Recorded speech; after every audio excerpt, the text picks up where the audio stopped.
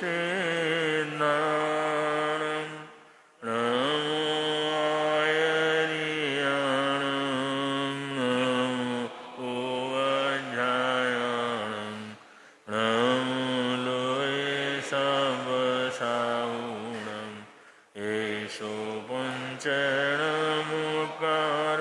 सब पावपणाशनो मंगलांच सब्बेशिं परमं वै मंगलं मंगलांच सब्बेशिं परमं वै मंगलम् धम्मो मंगलमुखितं अहिंसा संयमोत्तवो देवावित्तं नमस्सन्ति यस्य धम्मे संयमो जातुमस्य बुभेषु भौमरो अव्ययैरसं प्रणयपुष्पं किलामि सोऽयपिनेयि अप्पयं ये मयि समनमुत्ता जेलोये सन्ति सामुनो विहङ्गमवबुभेषु दानभत्ते शनिरया वयं च वित्तिं लभमो प्रणयको युवामयीम् आगणेषु रियन्ते उभेषु भौमराजाः मोहारसमबुद्धा ये भवन्ति अनिश्चिया नानापिण्डरयान्ता येन मुच्यन्ते शृणोति।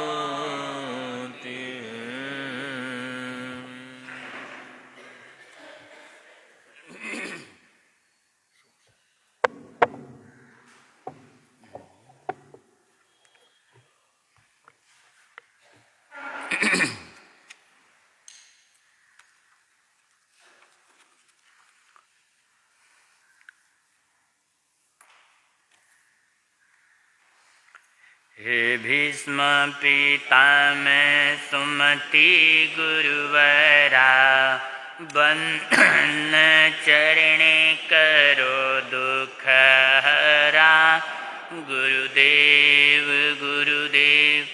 हे भीष्म पितामह सुमति गुरुवरा बंधन चरणे करो दुख हरा गुरुदेव गुरुदेव।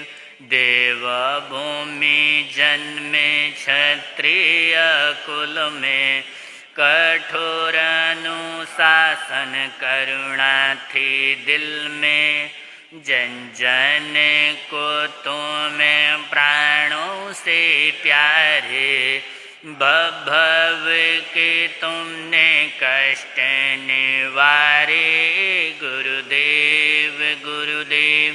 हे भीष्म पितामह सुमति गुरुवरा बंधन चरण करो दुख हरा गुरुदेव गुरुदेव। निहाल शांति गुरु सानिध्य पाया उवकुल पाई अमृत छाया तुम मौन साधक तुम हो तेजस्वी स्वर्ण आयम बिल आराधक तपस्वी गुरुदेव गुरुदेव। हे भीष्म पितामह सुमति गुरुवरा बंधन चरणे करो दुख हरा गुरुदेव गुरुदेव। मुखमंडल शोभित जैसे हो चंद्र विराजे सिंहासन लगते थे इंद्र, चारित्र निर्मल कंचन सी काया, देवता भी रहते तुम चरणी छाया। गुरुदेव गुरुदेव हे भीष्म पितामह सुमति गुरुवरा, बंदन चरणे करो दुख हरा। गुरुदेव गुरुदेव नवकार मंत्र रागी, जप ध्यान साधना संबित रागी। मेरा गुरु भूमि है गुरु चरण, चल जहाँ वही समाधि वरण। गुरुदेव गुरुदेव हे भीष्म पितामह सुमति गुरुवरा, बंदन चरण करो दुख हरा। गुरुदेव हे भीष्म पितामह सुमति गुरुवरा, बंदन चरण करो दुख हरा। गुरुदेव शासनेश प्रभु परमात्मा के श्री चरणों में वंदन नमन अभिनंदन स्वीकार हूँ एवं आराध्य गुरु भगवंतों के पुनीत चरणों में वंदन नमन अभिनंदन स्वीकार हूँ। उपस्थित प्रज्ञाशील बंधुओं, चातुर्मास कल्प के इस अंतिम चरण में हम हैं। उसमें हम कर्म संबंधी चर्चा कर रहे हैं। हमारा जीवन 3 अवस्थाओं से गुजरता है: बचपन, बुढ़ापा, नौजवानी और बुढ़ापा। इन 3 अवस्थाओं से मानव जीवन की यात्रा पूरी होती है।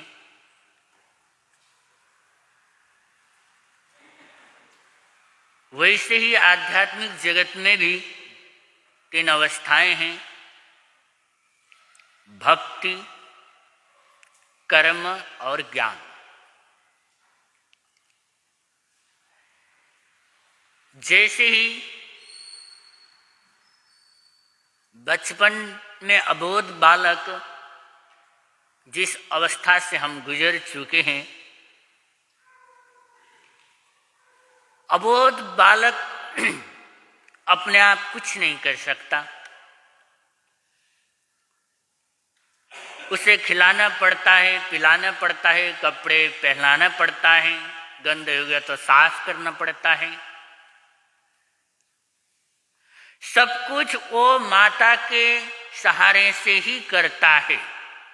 कहीं जाना हो उंगली पकड़ करके ही जाएगा, गोदी में बैठ कर ही जाता है।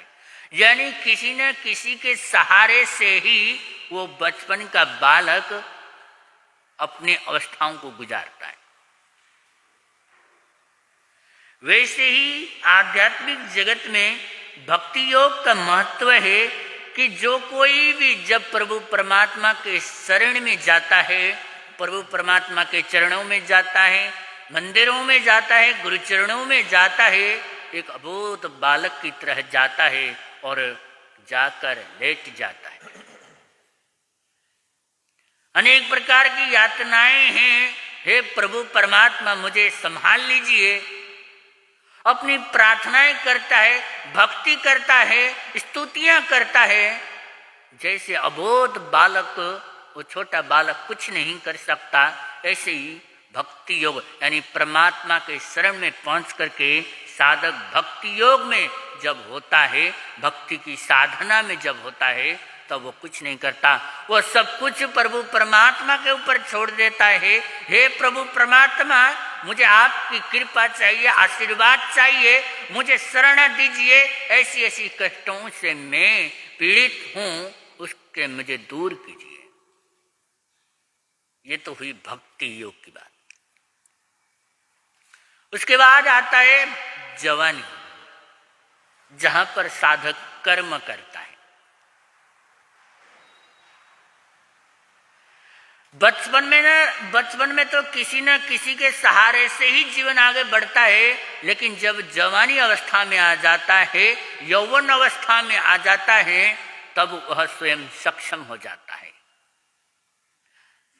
यौवन अवस्था में अगर कोई माता बच्चे को पकड़ करके खाना खिलाए, कपड़े पहनाए, नहलाए, धोलाए तो बड़ा अचंभ लगेगा, क्योंकि वो बचपन स्वयं यौवन जो है, जवानी जो है, वो स्वयं कर्म करने की है। वहां स्वयं कर्म नहीं कर सकता बचपन में, लेकिन जवानी में वो स्वयं कर्म करता है।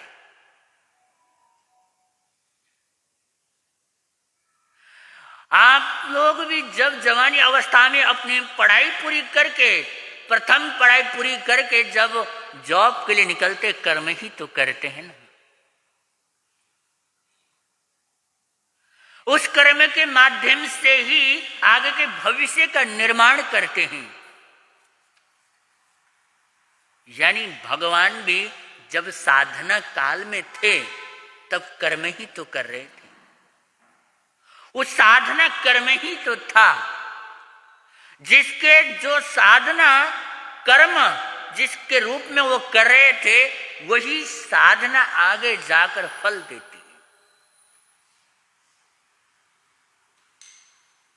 इसलिए बंधु, इस कर्म योग की बड़ी महत्ता है। भक्ति क्या है? हृदय है। ज्ञान क्या है? मस्तिष्क है। लेकिन इसके बीच में जो है वो हाथ, पैर, मुख आदि जितने भी हैं, ये कर्म ही है।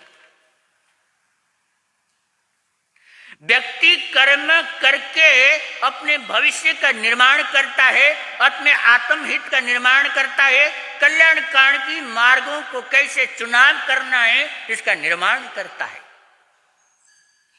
ये इसी कर्म योग के काल में करता है। जैसे ये हम सब जब बचपन अवस्था से गुजर करके यौवन अवस्था में जाते हैं, कर्म करते हैं, क्रियाएं करते हैं, जॉब करते हैं, कार्य करते हैं, तभी जाकर के उसमें जो कमाया हुआ जो फल है, जो पूंजी है, हम संभाल करके जब रखते हैं, वही भविष्य में बुढ़ापे में काम आता है। और ये जवानी कर्म योग है। बचपन भक्ति योग से भरा है, जवानी कर्म, यौवन पूरा कर्म योग से भरा है। और जो ज्ञान योग है, जहां पर बुढ़ापा न भक्ति कर सके उस अवस्था में, न कर्म कर सकता है, वृद्ध हो जाता है, अवस्थाएं लाचार हो जाता है, तब उसके ज्ञान काम आते हैं, वो अनुभव काम आता है। वो अनुभव शेयर करता है कि वो अनुभव के माध्यम से ही अपने परिवार को कोचिंग दे सकता है, परिवार का, समाज का मार्गदर्शन करता है। इसलिए बंधुओं बोलते हैं ना, बुजुर्गों की बात जरूर सुननी चाहिए। बहुत बोलते हैं। वो कर्म नहीं कर सकते उस अवस्था में, लेकिन जीवन भर का अनुभव जरूर सुना करके मार्गदर्शन दे सकते हैं। और जब हम कर्मयोग की बात करते हैं, वहां पर हम जब जहां पर भी कार्य के लिए जाते हैं, जहां पर भी जॉब के लिए जाते हैं, वहां पर जब हम जाते हैं तो स्वयं ही कर्म करते हैं। उनके द्वारा कर्म किया हुआ फल हम भोगते नहीं है, हम अपने द्वारा स्वयं ही कर्म करते हैं, वही फल भोगते हैं। हम बोलते ना, संसार स्वार्थी है, रिश्ते नातेदार स्वार्थी हैं, वो बात अलग है। जीव अकेला आया है, अकेला ही जाएगा, लेकिन इस अकेलेपन में, इस अकेलेपन के रास्ते में आत्मा हित, आत्मा कल्याण का मार्ग का जो कर्म है, वो स्वयं ही तो करेगा, वो स्वयं ही करना पड़ेगा। इसलिए कर्म संबंधी चर्चाओं में इसलिए बार बार बोल रहा हूं, जिन कर्मों को हमने बांधा है उसका भोगना भी हमने जब स्वयं ही है, जब करना स्वयं है, जब भोगना स्वयं है, तो क्यों ना हम अच्छे कर्मों को करके ही शुभ फलों को भोग करें। इसलिए बार बार ये चिंतन में आपके समक्ष लाता हूं। गुरु क्या करता है, वो मग्गदेण मार्ग बता सकता है, चक्षुदेण दृष्टि दे सकते हैं, लेकिन कर्म तो हमें स्वयं ही करना पड़ेगा। हमें मार्ग दिखा करके, क्योंकि बार बार हम देखे हैं कि उन महावीर भगवान के शासन काल में अनेक आचार्यों के, अनेक साधु भगवंतों के उस दृष्टांतों से हमारा साहित्य भंडार भरा पड़ा है, जहां पर उन्होंने बार बार कहा है कि कर्म तुम्हें स्वयं ही करना है, स्वयं ही जब कर्म करोगे उसी का फल तुम्हें मिलेगा, उसी फल के द्वारा तुम भगवत स्वरूप को प्राप्त करोगे। और जब हम कर्म करते हैं, उस कर्म योग में जब कर्म करते हैं, तो इतना ही ध्यान है, इतना ध्यान रखना कि जो आत्मा दूसरे को, जिन दूसरे की आत्मा में हम दुश्मन नजर आ रहा है, लेकिन वही आत्मा कभी न कभी परमात्मा बन सकता है। इस बात को तो ध्यान रखना जरूरी है। ये दृष्टि की नजर है, ये चक्षुदयानम। जब हमारा चक्षुदयानम, हमारी दृष्टि परिवर्तित होती है, हमारा सोचने का तरीका बदलता है, हमारे निर्माण करने का तरीका बदलता है, चिंतन करने की प्रवृत्ति बदलती है, क्योंकि ये कर्म योग बहुत बड़ी साधना है, ये युवा है।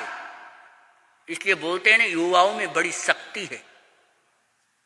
युवाओं में शक्ति है, संगठन की शक्ति है, एकता की शक्ति है, लेकिन उन एकताओं की शक्ति में अपने आत्महित की एकताओं का निर्माण करना परम आवश्यकता हो जाती है। सामाजिक व्यवस्थाओं का संचालन करते हुए, सामाजिक व्यवस्थाओं का प्रबंधन करते हुए जब व्यक्ति साधक कर्मयोग के क्षेत्र में उतरता है, उस परिवेश में जाता है, जब मन के परिशोधन की बारी आती है। मन की परिशोधन के लिए जैन दर्शन में 12 भावनाएं दी गई हैं। उन 12 भावनाओं के माध्यम से जब हम मन का परिशोधन करते हैं, वह कर्म उस बीच में याद रखना, क्योंकि ये प्रमुख बिंदु है।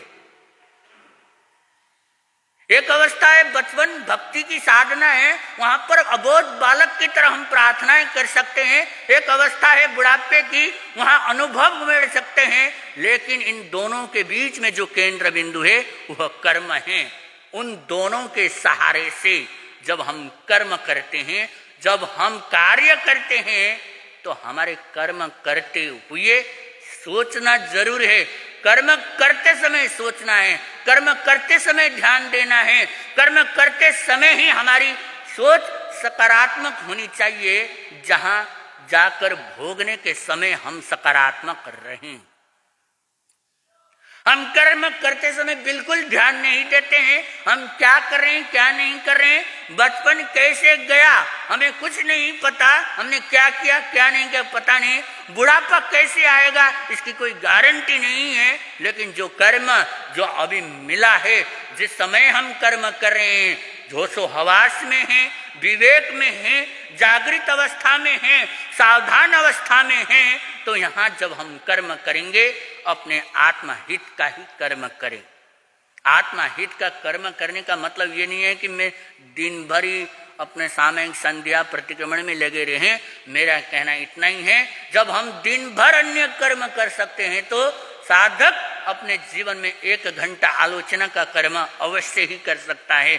1 घंटा आत्महित के लिए, अपने भवों को सुधार करने के लिए, जन्मों जन्मों की यात्रा में उसको सुखद बनाने के लिए, जब हम अपने 1 घंटे भी उन कर्मों को शुभ कर्म में परिवर्तित करते हैं, शुभ फल प्राप्त करने के लिए हमारे अपने कदम आगे बढ़ते हैं, बंधु निश्चित ही एक ऐसा समय आएगा, हमारे कर्म जब हम अवस्थाएं भोग रहे होंगे, उसका फल भोग रहे होंगे, उस वक्त भी हम क्या करेंगे, होश हवास में रहेंगे।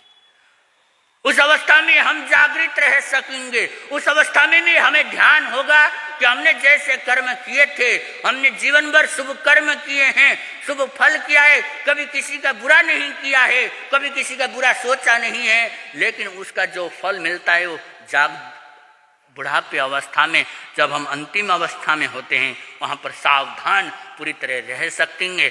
जब व्यक्ति अंतिम अवस्था में उस ज्ञान योग के माध्यम से अपनी साधना को संथार के माध्यम से पूरा करता है, प्रतिक्रमण के माध्यम से पूरा करता है, सामायिक के माध्यम से पूरा करता है, बंदों जीवन भर जो कर्म किए हैं वो पूरा सफल हो जाता है। जन्मों जन्मों की साधना सफल हो जाती है, भव भव का अंत करने की साधना सफल हो जाती है। इसलिए बंदों ध्यान रखना, बचपन जवानी बुढ़ापे के साथ भक्ति कीजिए। भक्ति के साथ जब हम इधर कर्म योग की साधना में प्रवेश करेंगे, पूरा जागृत रहते हुए जब हम कर्म करेंगे, उसके जो कर्ता भोक्ता जब हमने मान लिया हम स्वयं ही हैं, जब हमने जान लिया हम कर्म करता भी हैं, भोक्ता भी हैं और हरता भी हैं, क्योंकि जो बुरे कर्म है स्वयं निर्जरित भी तो करेंगे ना हम। जब हम तीनों चीज हमने जब समझ लिया तो इतना भी जानना जरूरी है कि अंतिम अवस्था इन जानने के बाद उसका सदुपयोग किया जाए। इन्हीं चंद्रलाने शब्दों के साथ आराध्य गुरुदेव की वाणी आ रही है, सुनिए, जीवन को धन्य बनाइए। नमो सिद्धाणम।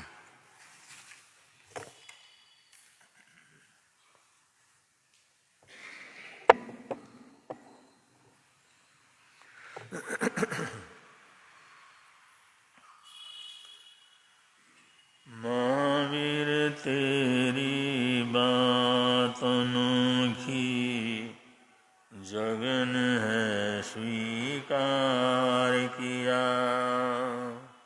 महावीर तेरी बात अनोखी, जगन है स्वीकार किया। वीरता से सब कष्ट सहे और करुणा से जग तार दिया। महावीर तेरी बात अनोखी, जगन है स्वीकार किया। महावीर तेरी बात अनोखी, जगन है स्वीकार।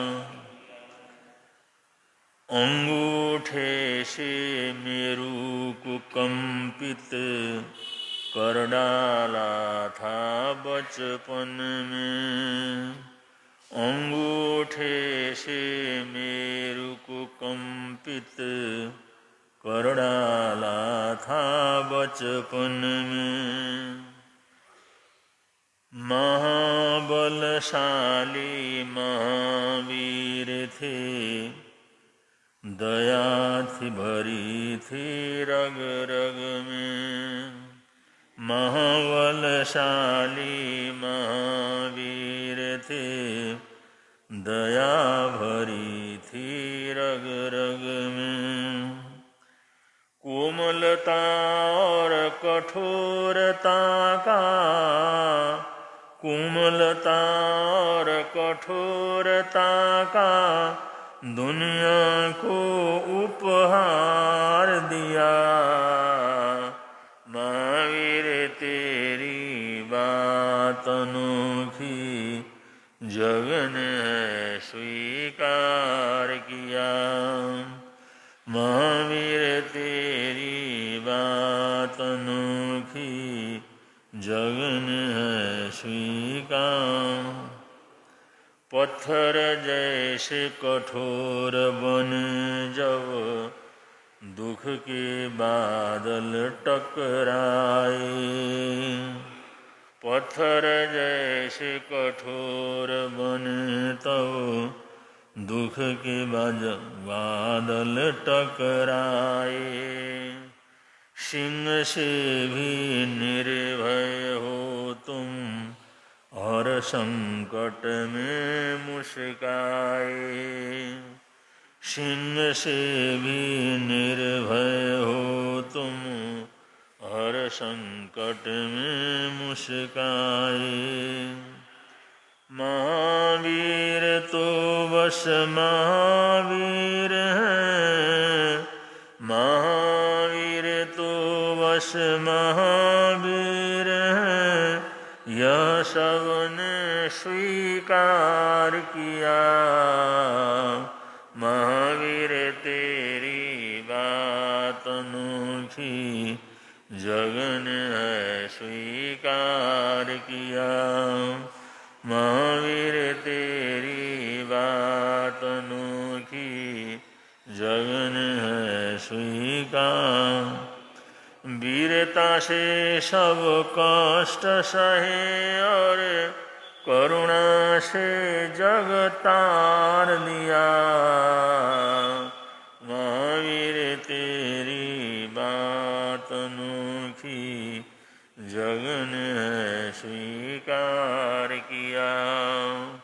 महावीर तेरी बात अनोखी, जग ने स्वीकार। त्रिभुवन पीड़ा हरण हार हो, तुमको मेरा नमस्कार। सर्व जगत के अलंकार, प्रणाम तुम्हें मेरा हरवार। तीन जगत के नाथ आपके, चरणों में जाऊं बलिहार। भवसागर के शोषण करता, तुमको वंदन बारंबार। भवसागर के शोषण करता, तुमको वंदन बारंबार।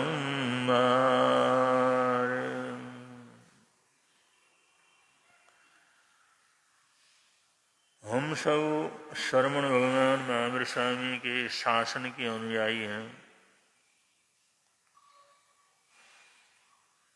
वीर प्रभु के शासन की सेवा करना, उसमें सहयोग करना, उसकी जाहो जलाली को बनाए रखने का प्रयत्न करना प्रत्येक साधु साध्वी और श्रावक श्राविकाओं का कर्तव्य होता है।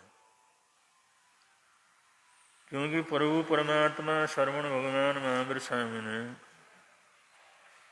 2500 वर्ष पहले इंद्र के सामने अपने साधु साध्वी और श्रावक श्राविकाओं की बड़ी प्रशंसा की थी। जिस समय शक्रंत्र ने प्रार्थना की, प्रभु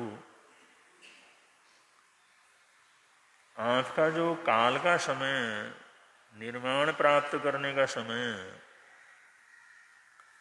उस समय आपके जन्म के साथ, जन्म राशि के साथ भस्म ग्रह का योग बना हुआ है। और जब निर्माण के समय भस्म ग्रह का योग रहता है या मृत्यु के समय जन्म की राशि के साथ भस्म ग्रह का योग रहता है, तो उसकी कुल परंपरा सारी की सारी समाप्त हो जाती है। और आप अगर इस समय को थोड़ा सा टाल लें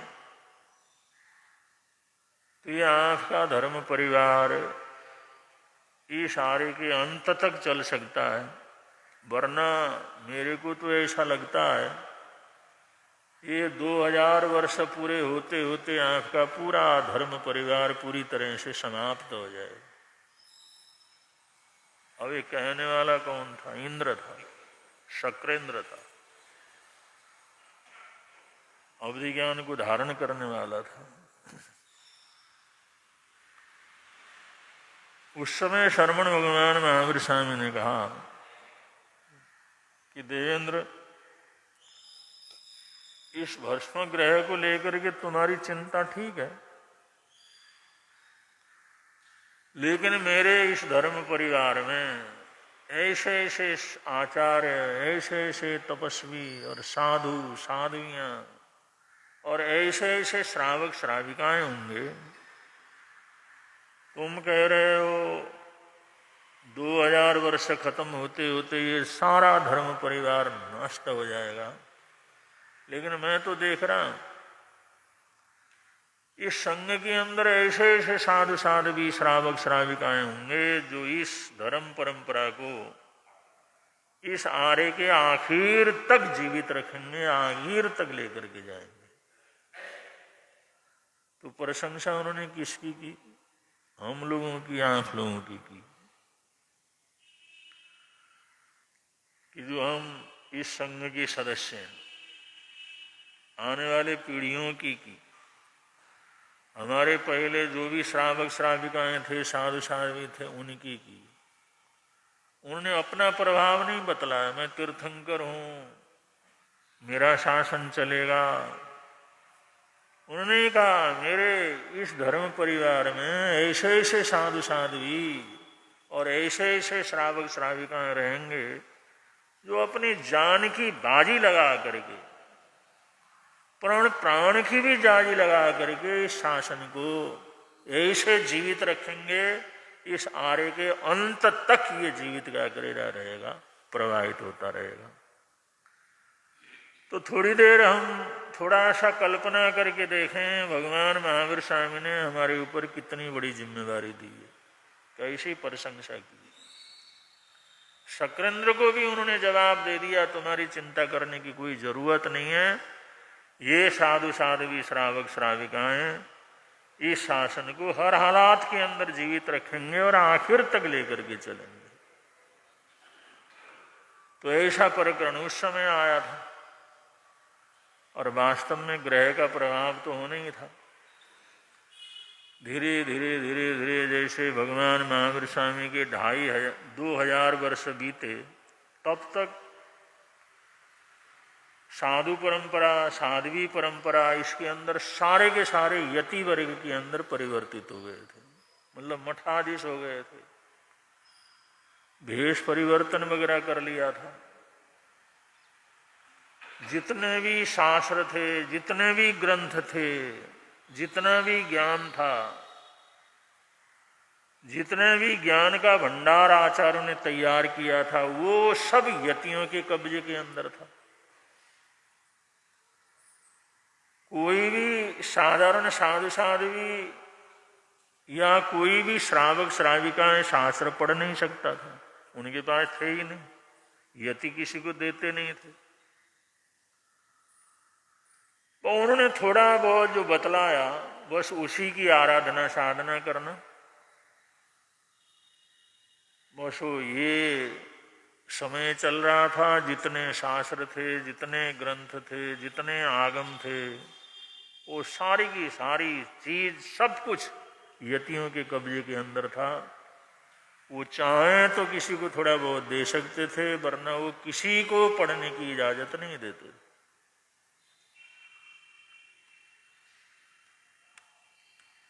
अब ऐसे हालात में धर्म की प्रभावना कैसे हो?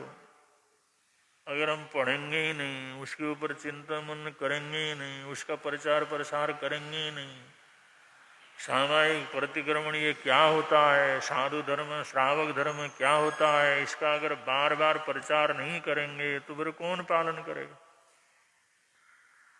शासन सिर्फ चल रहा था तो मंत्र तंत्रों के आधार पर चल रहा था। कोई भी बीमार हो तो यतियों के पास जाओ, ठीक कर देते थे।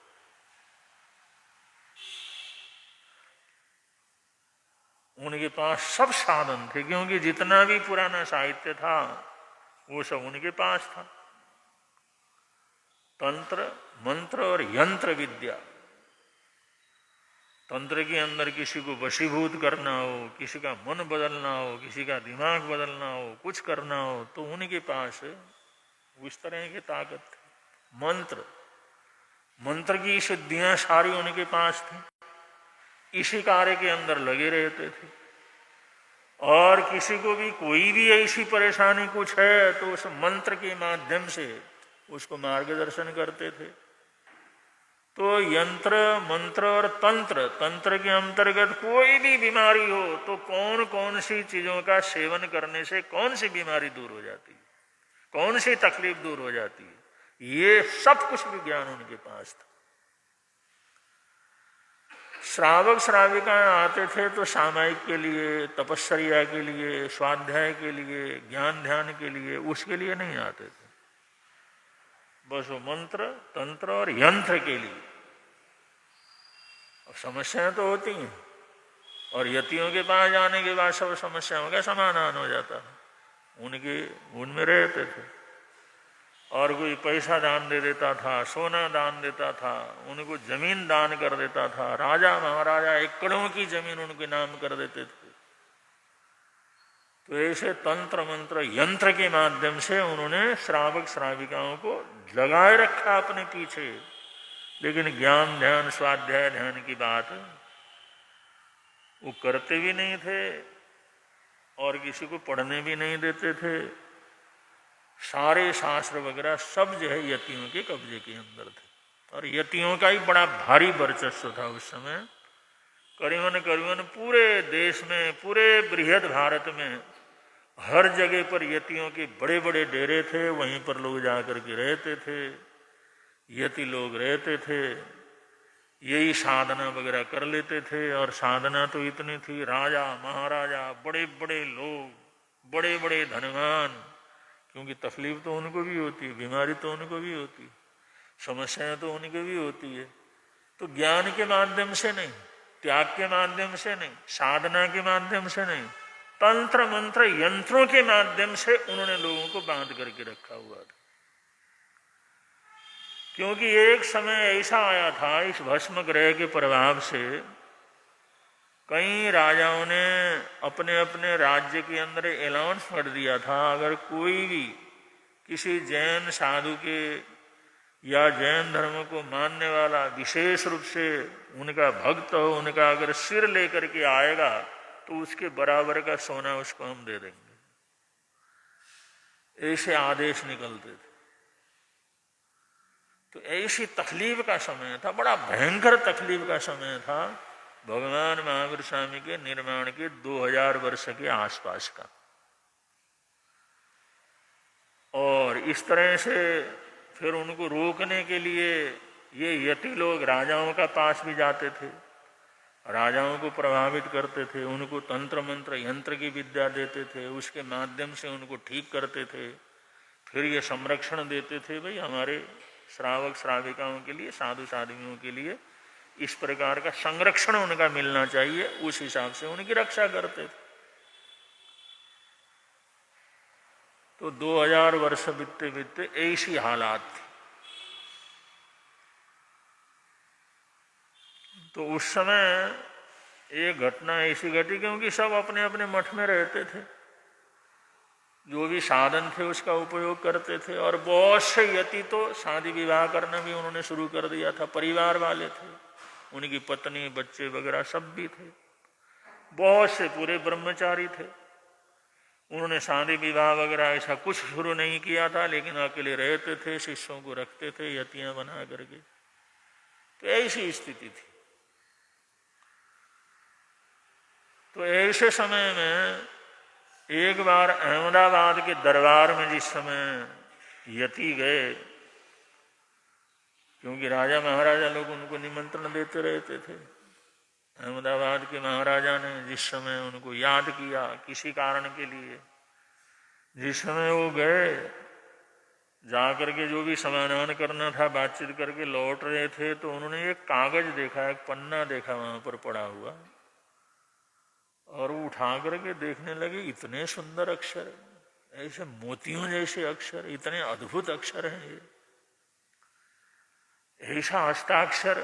बंधु, कोई भी अच्छी चीज हो, सुंदर चीज हो, तो लोग उसमें आकर्षित होता है,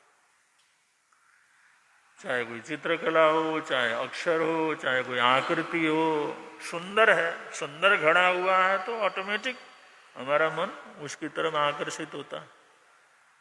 तो इतने सुंदर अक्षर थे उस पन्ने के ऊपर, उस कागज के ऊपर, वो देख करके बड़े हैरान परेशान रहे, इतने सुंदर अक्षर। और इतनी व्यवस्थित रूप से सुंदर लिखे हुए, वैसे जमाना ऐसा था सुंदर ही लिखते थे, लेकिन वो देख करके तो यति बड़े प्रभावित हुए। उन्होंने पता लगाया भाई ये लिखने वाला कौन है, ये कागज किसका है, ये किसने लिखा हुआ। तो वहां के अधिकारियों से पता लगा जो राजकीय खजांची हैं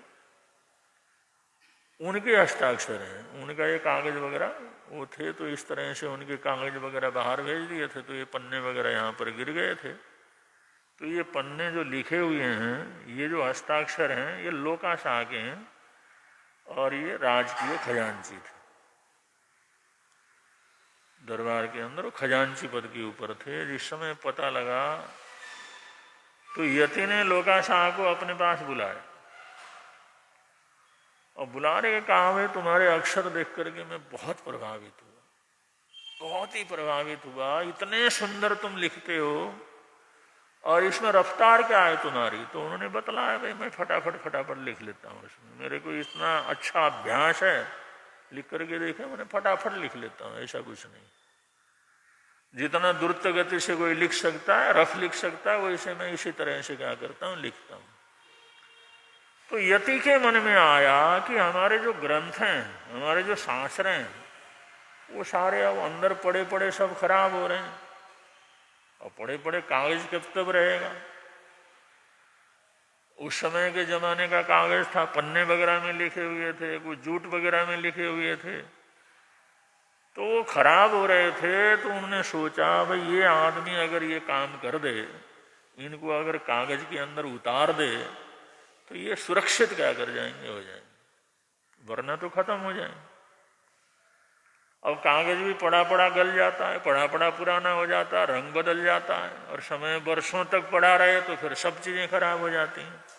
तो यति के मन में ये था भाई इनकी सुरक्षा कैसे करना, इसका लंबा चौड़ा प्रचार भी नहीं कर सकते और हर किसी को दे भी नहीं सकते। तो उन्होंने बड़ा विश्वास जताया भाई एक काम तुम हमारा क्या करो, कर दो। उन्होंने कहा बिल्कुल, जो भी आप कहेंगे, वो लिखने का काम है, आप कर दोगे उसको। उन्होंने कहा हमारे बहुत गुप्त जो चीजें हैं, वो लेखन है, हमारा साहित्य है, वो जर्जरित है, और मैं चाहता हूं आप उसको जो है लिख दो, एक बार उसका कॉपी कर दो उसको। तो उन्होंने कहा चलो पहली कॉपी बना करके आपको दे देता हूं, और आपको पसंद आएगा, मेरा रफ्तार पसंद आएगा, आप देंगे तो क्या कर देंगे, मैं कर लूंगा। अब जिस समय एक शास्त्र लिख करके जो है जिस समय दिया, और इतने जल्दी और इतने अच्छी तरह से सुंदर लिख करके दिया, यति का दिल बाग बाग हो गया। उन्होंने बड़ी प्रशंसा की। उन्होंने कहा भाई ये काम तुम आगे बढ़ाओ, ये काम तुम आगे करो। और वो लोकाशाह भी जानते थे यतियों का बड़ा प्रभाव होता है, राजा महाराजा लोग इनका मान सम्मान करते हैं, और साधु संत लोग हैं। तो उन्होंने कहा महाराज जो भी आप जिस तरह से करेंगे हम कर देंगे। अब जिस समय उन्होंने उनको जो है लिखना शुरू किया, तो लिखना शुरू किया तो उसको पढ़ करके समझने भी लगे। उन्होंने कहा इनकी परंपरा तो ऐसी है, ये महावीर की कोई परंपरा है, और इनकी परंपरा में तो इस तरह के साधक होते हैं, लेकिन ये जो नियम वगैरह तो कहीं दिखते नहीं, न श्रावकों में ऐसे हैं, गृहस्थों में। तो गृहस्थों के लिए इतना कुछ लिखा हुआ और साधु संतों के लिए इतना कुछ लिखा हुआ है, ऐसा तो कहीं दिखता ही नहीं। और फिर आत्मा के संबंध में, तत्व के संबंध में जैसे जैसे उन्होंने पढ़ा, उन्होंने सोचा कि ये ज्ञान तो पूरी तरह से इनके अंदर के अंदर है, इसका तो प्रकाशन होना चाहिए, ये तो जन जन तक पहुंचना चाहिए। तो उन्होंने 2 प्रतियां बनानी शुरू कर दी, एक दिन की प्रति, एक रात की प्रति। एक दिन में पूरा शास्त्र लिख करके दे देते थे, और एक दिन को बनाते थे, एक रात को बनाते थे, और एक एक प्रति अपने पास रखते थे। उन्होंने सोचा इतना ज्ञान, इतनी जानकारी दुनिया के अंदर कहीं किसी शास्त्र में नहीं मिलता, वो सब इसके अंदर है, लेकिन किसी को भी कुछ पता नहीं। जिस समय ये बात हुई, उन्होंने जिस समय ये शुरू किया, तो काफी शास्त्र तो लिख चुके थे। और बाद में जिस समय एक बार अचानक यति जी के पास, वो यति जो है उनके बंगले में जिस समय गए, एक परती जो वो कहीं बाहर चले गए थे तो उनको पहुंच ही नहीं थी, तो वो चाहते नहीं थे भाई परती किसी के पास रहे, कोई पढ़ ले गड़बड़ सड़बड़ हो। तो जो दूसरे दिन जो पर्ची पहुंचनी थी, शास्त्र पहुंचना था, नहीं पहुंचा, तो खुद जो है यति उनके बंगले के अंदर चले गए। तो उन्होंने, उनका लड़का था वहां पर, उनको पूछा भाई पिताजी ने आना था, वो भेजते थे, वो भेजा नहीं उनने परती, क्या बात है, कहीं कृषि अर्जन काम से चले गए थे बाहर। उन्होंने कहा पिताजी तो बाहर गए हुए हैं। तो वो लिखवाते हैं ना, हमारा ग्रंथ लिखते हैं वो, तो वो परती, आज का जो परती आप जो है मेरे को दे दो। तो उन्होंने कहा भाई रात वाली परती दूं या दिन वाली परती दूं, और उस बेचारे को पता नहीं था। उन्होंने कहा जो इसका रात की और दिन का क्या मतलब। उन्होंने कहा जो पिताजी रात को लिखते हैं वो वाला ग्रंथ दूं या जो दिन में लिखते हैं वो दूं। यति के कान खड़े हो गए, इसका मतलब क्या। उन्होंने कहा दो लिखते हैं वो। उन्होंने कहा रात को भी लिखते हैं, दिन को भी लिखते हैं। और इस समय दोनों देखा हो मेरे को, वो दोनों तो उस समय ले लिया उन्होंने, लेकिन और तो उन्होंने यति जी ने पता नहीं वो ये जो लोकाशाह ने कहाँ रखा हुआ था उनको पता नहीं लगा, बेटे को पता नहीं लगा। जितने सब मेरे को देखा हुआ, और तो कोई मेरे को पता नहीं है कहाँ रखते हैं, क्या करते हैं, कुछ भी पता नहीं है। तो तब से जो है वो इतने नाराज हो गए, भाई इसने तो सारा गड़बड़ कर दिया, और आधे तो मेरे को देता है और आधे सारे नकल करके अपने पास रख लेता है। तो उन्होंने फिर वो देना बंद कर दिया। वो बड़े नाराज हुए, उन्होंने बहुत खुरी खटी उनको सुनाई। और जो लोकाशाह भी आखिर राजकीय पद के ऊपर थे, राजा के खजांची थे, कोई साधारण पद तो था नहीं। उन्होंने भी उनको बड़ी खरी खोटी सुनाई। उन्होंने कहा आप लोग साधु हो, संत हो, कम से कम अपनी परंपरा जिनको मानते हैं उनकी वाणी वो कम से कम जनता तक तो देना चाहिए। आप लोग किसी को बात का जो ज्ञान नहीं देते। अगर यही चीज अगर जनता के अंदर जाए तो कितना बड़ा परिवर्तन हो सकता है, कितनी अहिंसा की परिभावना हो सकती है। उन्होंने भी जिस समय बोलना शुरू किया, यति ने सोचा भाई इसके साथ लड़ना ठीक नहीं, ये आदमी वैसे राजकीय पद के ऊपर है।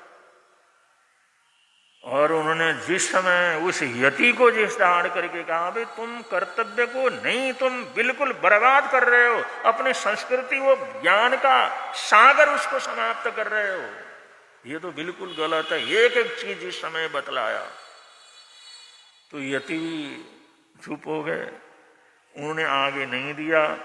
इधर लोकाशाह ने अपने जो है उस पद से इस्तीफा दे दिया, खजांची के पद से इस्तीफा दे दिया। राजा ने बड़ी मिन्नतें की, उन्होंने कहा नहीं, जो ज्ञान हमारी परंपरा के अंदर है और जो मेरे को मिला है उसको जन जन तक पहुंचाना मेरा काम है। अब मैं राजकीय नौकरी के अंदर नहीं रहता।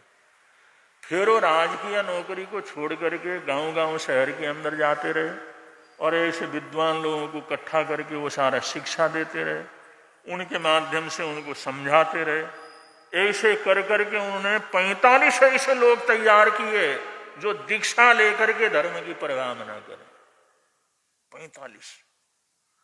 और उनको दीक्षा दिलवाई, दीक्षा दिला करके देश के अलग अलग कोनों के अंदर भेजा, खूब धर्म की परिभावना की।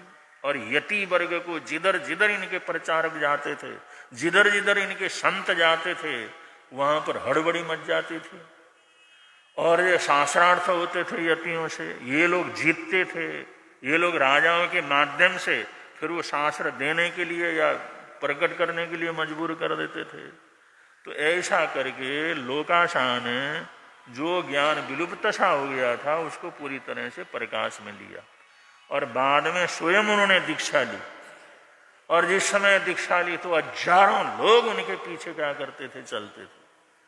गुजरात से प्रचार करते करते वो दिल्ली तक आए, और दिल्ली से प्रचार करते हुए जिस समय अलवर पहुंचे, किसी विरोधी ने अलवर के अंदर उनका तेले का पारना था, वो तेले का पारने के अंदर उसको जहर दे दिया। वो जहर उसके अंदर जहरीला दूध जो है उसको दे दिया पारने के नाम पर। अब जिस समय लोकाशाह ने, वो जो संत थे, लोकाशाह संत जो थे उस समय साधु थे, वो उन्होंने जिस समय वो लिया तो लेते ही जो शरीर के अंदर जो ऐसी स्थिति हो गई, उन्होंने सोचा भाई तो अपने संतों को बुलाया, अपने साथ में जो थे उनको बुला करके कहा भाई इस तरह से जहर मेरे शरीर में चला गया है, अब इसका इलाज होना बड़ा मुश्किल है और ये पूरा का पूरा रग रग के अंदर पहुंच गया है। तो उन्होंने संथारा ले लिया और इस उपक्रम को आगे चलाने की उन्होंने जो प्रेरणा दी और अलवर के अंदर उन्होंने शरीर को क्या कर दिया, छोड़ दिया। और उसके बाद लोकागच्छ चला, ये जो परंपरा वाला ये सारे लोकागच्छ चला। अभी सभी दूसरे लोग भी कहते हैं लोकागच्छी हैं, हम लोगों को कहते हैं लोकागच्छी हैं, लोकागच्छी के संत हैं ये। तो इस प्रकार से एक धर्म की क्रांति हुई, शास्त्र बाहर आए, दुनिया भर का प्रचार प्रसार हुआ। फिर जो संयम की आराधना किस तरह से, उस तरह के संत बनने लगे।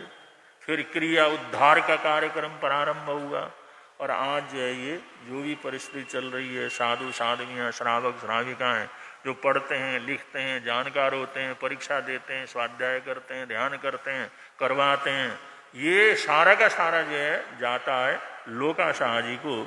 तो बड़ा भारी उन्होंने उपकार किया।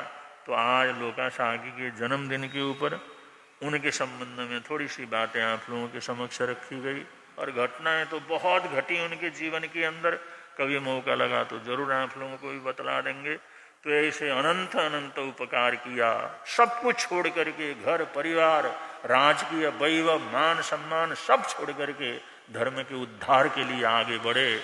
ऐसे महान श्रावक थे और ऐसे आखिर के अंदर साधु बन करके अपने जीवन को महानता की चरम सीमा के ऊपर पहुंचाया। ऐसा लोका शाह उनका आज स्मरण करते हुए आज के जो इस प्रवचन को यहाँ पर पूरा कर रहे हैं। बड़े प्रेम से आप लोग बोलेंगे, मिलता है आनंद प्रभु की वाणी से, मिलता है आनंद प्रभु। धर्म है लगता प्यारा प्यारा, धर्म है लगता प्यारा, पापों की वह बहती धारा, पापों की वह बहती हो जाती है बंद प्रभु की वाणी से, हो जाती है बंद प्रभु की वाणी से। मिलता है आनंद प्रभु। कल चौमासी पक्षी